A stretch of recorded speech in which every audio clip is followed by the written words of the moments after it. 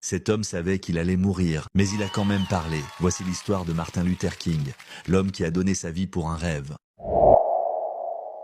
Ils avaient les armes, lui, il n'avait qu'un rêve. Et pourtant, c'est lui qui a changé le monde. Il s'appelait Martin Luther King Jr., un jeune pasteur né à Atlanta, dans un pays où la couleur de ta peau décidait de ta valeur. Dans les bus, les Noirs devaient s'asseoir au fond. Dans les restaurants, on leur refusait le service. Et dans la rue, un simple regard pouvait te coûter la vie. Mais Martin refusait d'accepter ce monde. Il croyait qu'un jour, les enfants noirs et blancs pourraient marcher ensemble, main dans la main. Un matin de décembre 1955, une femme nommée Rosa Parks refuse de céder sa place dans un bus. Ce geste va tout déclencher. Martin prend la tête du mouvement. Il organise des marches, des discours, des prières, sans jamais répondre à la violence par la violence. Chaque jour, il reçoit des menaces de mort. Sa maison est attaquée. Mais il continue, la voix calme, le regard ferme. Nous devons apprendre à vivre ensemble comme des frères. Sinon, nous mourrons tous comme des idiots. En 1963, à Washington, il monte sur scène devant plus de 250 000 personnes.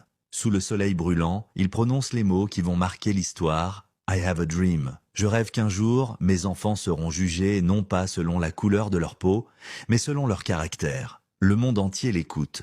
Même ceux qui le détestent ressentent le frisson de sa vérité. Mais le 4 avril 1968, à Memphis, une balle met fin à sa vie. Il avait 39 ans, et pourtant, son rêve ne mourut pas. Il devint une flamme dans le cœur de millions d'âmes à travers le monde. Aujourd'hui encore, chaque fois qu'un homme se bat pour la justice sans haine, chaque fois qu'une femme choisit la paix plutôt que la vengeance, le rêve de Martin continue de vivre.